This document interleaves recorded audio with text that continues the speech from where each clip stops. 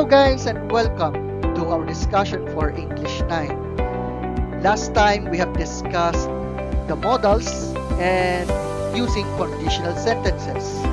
Today we will discuss employing the appropriate communicative styles for various situations. Before anything else, as we go on through this, we must have to distinguish types of communicative styles, provide words or expression appropriate to a given situation. We must also determine the vocabulary or jargons expected of a communicative style and also identify social situations in which each communicative style is appropriate to use and employ appropriate communicative styles for various situations. So as we go on through this topic, I think it's better for us to understand the speech style that we can use in our communication to other people. By the way, speech style is a communicative style that portrays how a language is characterized in terms of degree of formality. So I will mention the following. We've got casual, consulative, formal, frozen, intimate, and more. So, at this point, we will discuss the casual style. And as we go through the following points that we must have to present, I think it's better for us to study it very well. Communication is the key to a harmonious human connection. The moment you decide to open your mouth to utter what is in your mind is the start or the beginning of the communication process. But it does not rely on what you want to say.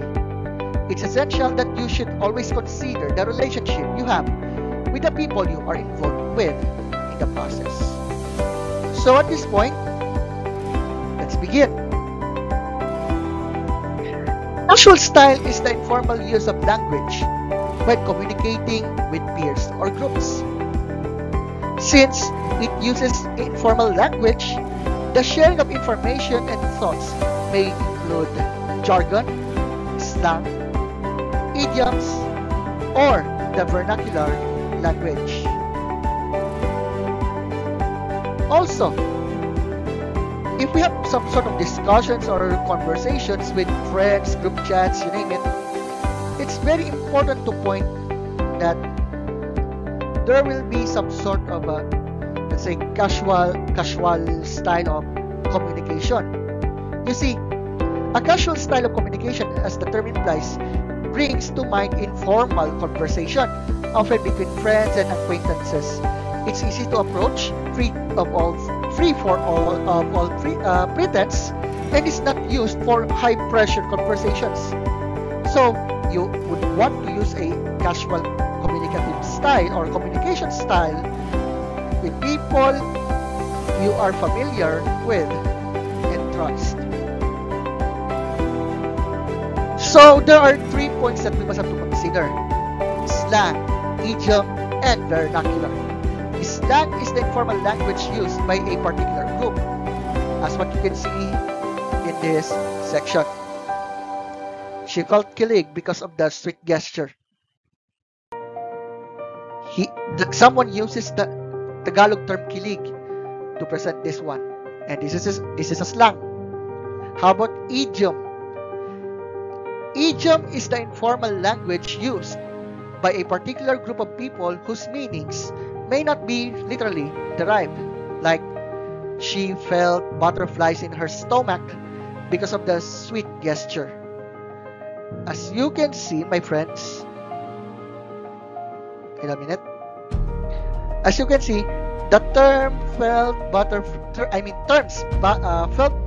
in her stomach is a what we call idiom to present what was with this one. And how about the vernacular? Vernacular is the language or dialect used by a particular group, like she felt giddy because of the sweet gesture. Remember, my friends, the following features are peculiar to the casual communication, like jokes and humor, slang language, informal abbreviations, use of abbreviations or slang symbols rather than complete words in writing like OMG and others.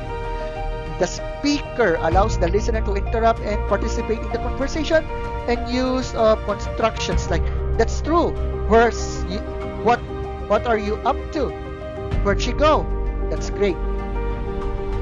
Also, casual style of speaking is also characterized as informal, candid, and timely, and does not often address the conventional communication rules, like when speaking with family and friends, in social event or gathering, when the audience is well known to you, when speaking to your employees and clients, or when speaking to your business partners.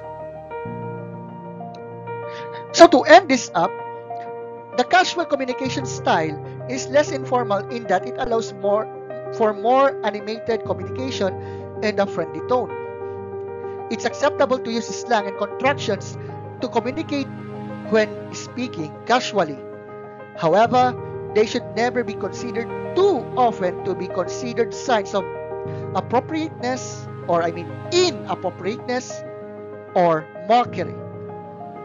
So, it would be best to use the casual communication style only when the audience or person being addressed is relaxed or familiar to you. So guys, there you have it. The casual style in communication. I hope you have learned a lot about this, and as we dig deeper in appropriate communicative styles, we can know that there are other types or styles that we can use, especially in communicating with other people. So thank you guys for listening to this video lesson. I hope you have learned a lot for this. Good day to all of you. See you on our next video lesson.